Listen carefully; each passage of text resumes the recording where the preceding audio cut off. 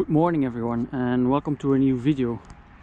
Today, like you see, a soldier, because I'm on my way to Passendale, Tyne cemetery, and along the way we will find some installations to remember the fallen soldiers, fallen people of, well, of a whole bunch of countries.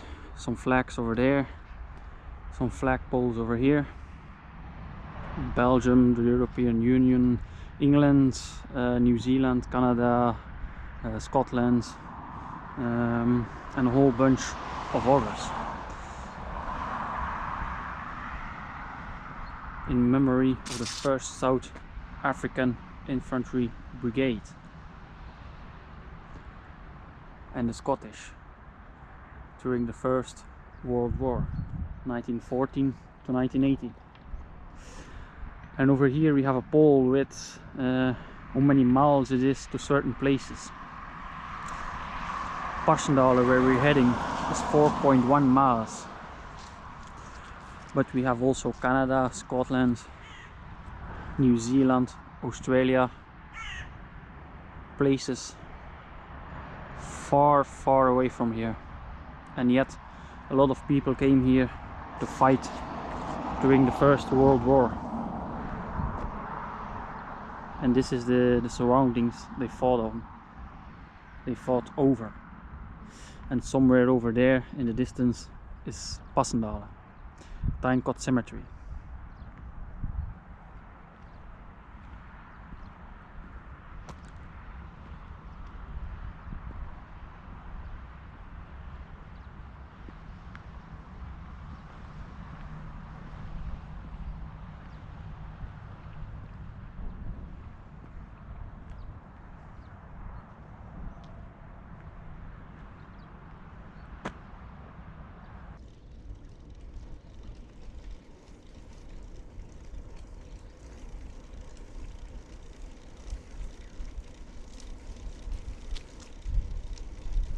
And there we have it, Tyne cemetery. We went up a little bit because of course it's on a hill.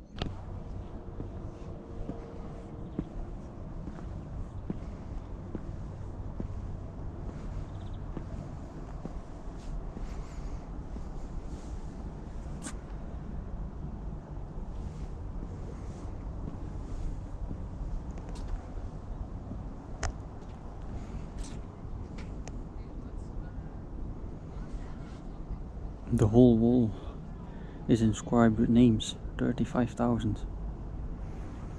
people that have lost their lives, and they never found the body, or the body is placed in an unmarked grave because they don't know, they were not able to identify the person. And over here, these are the graves of about 12,000 soldiers. 12,000. Who all of them fought over this hill or in Ypres, where we see, if we look over there, we see the windmills of the city Ypres. So that's not that far away, maybe 7-8 miles. 12,000 graves, and a little over 8,000 are unmarked. So bodies they found, but they don't know the name. They don't know who it was. And I'm gonna show you something interesting about that, if I find an example, which I should find. Over here we have that one. and you see over there it says known unto God. It's only God who knows that person's name. And over here we have a marked grave, so they know who it was, but most of them will be unmarked. And over here, if you're looking for like a family member or something like that, you can see on the headstone 53F, and then you look if you know the name and the person is in a identified grave, you can have a look for him. And people come here to look for their relatives, great grandfather, grandfather, and they place some flags or some other things by the grave. And today we are the 6th of November, and in a couple of days it will be 11 November, the ceasefire, the end of World War I in 1918. So in a couple of days it will be packed down here. I think there will be some kind of a ceremony, because in Ypres and surrounding areas there are quite a lot of ceremonies going on at that time, in churches, at military graveyards, at monuments, the Menin Gate, just to never forget what has happened in these surroundings.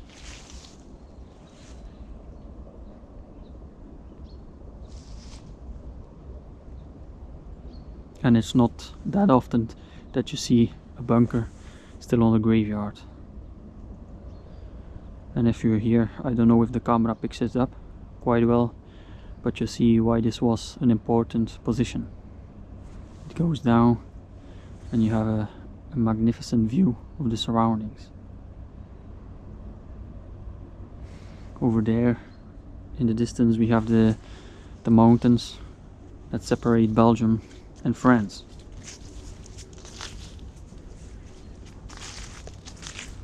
And over there in the glass building we have the visitor center, but I rather spend my time over here. And over here we have something else that caught my eye. So you see you have Harvey J 2 times, and beside names that pop up 2 times there is a number. So I guess if you then look into the register you will see which Harvey J it was. Over here we have the same with Kennedy J, also a number behind it. So I guess that's just to find out which one is which, because there are dozens of names. Over here Johnson, Johnson, Johnson, Johnson. Maybe part of a family, maybe 4 relatives. But imagine that you have 4 or 5 sons. They all went to the war and none of them came back.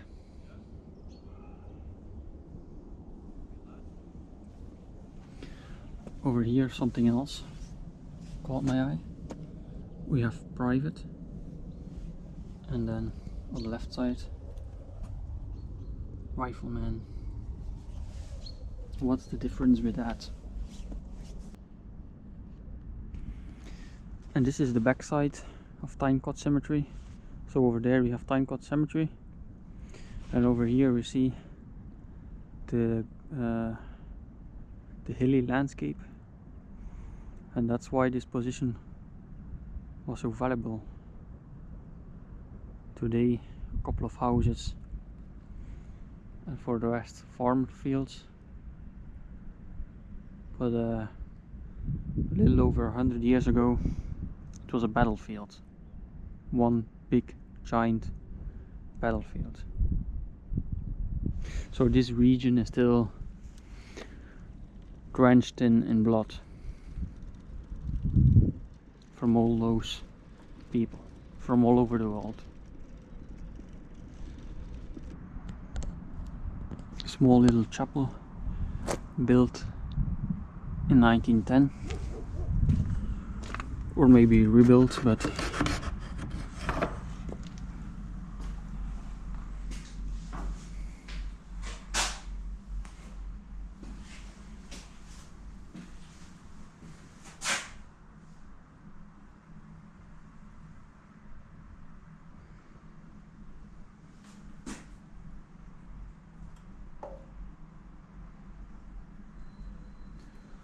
some old fake flowers, some statues,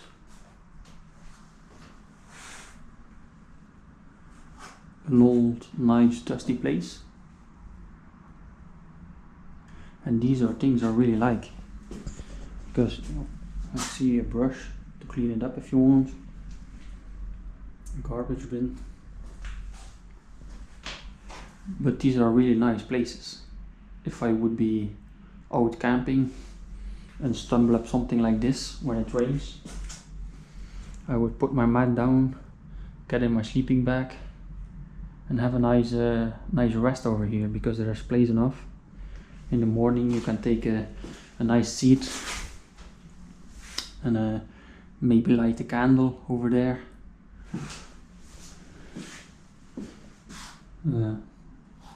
Or maybe not. Put some money in the box. Most of the time they will say 20 cents or 50 cents or something. And then they try to maintain this with the money from the candles. But yeah.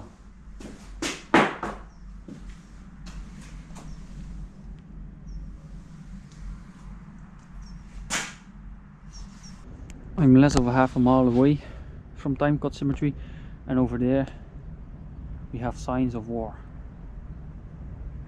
Even 100 years later, they still get munition out of the ground when they do digging work or other kinds of work. They find them all around. They place them at the roadside, and then when Dovo, the like how I have to say it, the people come to pick it up, they see it because it's just beside the road, and they take it with them. They make it explode if there's still some danger to it, and they take care of the rest. But that's something you see all around here. They place them just beside the ditch, they place them just beside farmers' fields, sometimes just beside or in if there are some holes in the electricity poles. So it's not uncommon in this region to find munition from either the First World War or sometimes even the Second World War, because that's not that long ago, well, 80 years or something, but you get the gist of it. And over here, literally in the middle of a farmer's fields, a big company over there, and there is the road, and just after the road there's Tyne. And over here we are on another hillside. There is a statue, a memorial for the 85th Canadian Infantry Battalion, the Nova Scotia Highlanders. More than 300 people died in the course of, well, from the 28th of October till the 31st, 1917. So you see a lot of people died in the year 1917 because they tried to take over this hillside. Over 300 people from the 688 people in their regiment, in their battalion. This was a strategic position because from there all the way where you see the trees, this is now a cycling path. It passes by Tyne, it goes to Roeselare, it ends in Zonnebeke. But during the war this was a train line, and that's why this position was even more important, train line, a support of troops, support of goods. So that's why they fought so hard in this region, like just over there. And it's very nice to cycle on right now, but I can imagine back in the days, 100 years ago, it was something very different. So you see here at one of the entrances of the old railway, there is this information board, and there is a very nice picture that shows how it was during the war.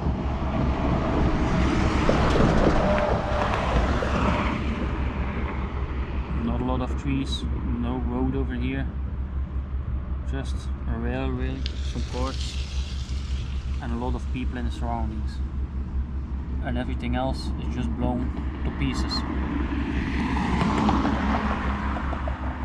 This railway went to Roeselare, and over there is a port, so they brought in material with the ships, got it on the rail cars, and brought it over at these points to use during the war.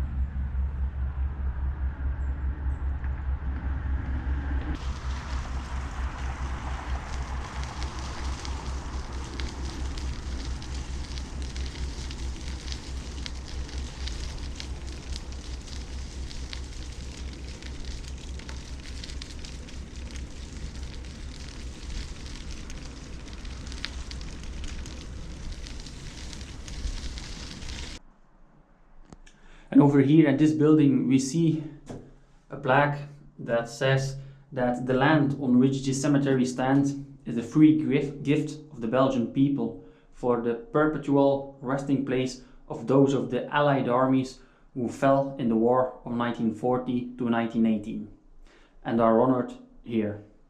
So this is a gift of the Belgian people, the Belgian government, for everybody to just come here and, well, pay some respects to everybody that died here, to everybody that fought here, because it's not only the man who died here you have to pay our respects to, it's also the man who fought here. And this being said, I want to end this video over here. This is just another randomly selected monument in the surroundings, and there are many of these. It's the same style, the same architecture. It's maintained very well, like all the rest around here, like all the rest everywhere else.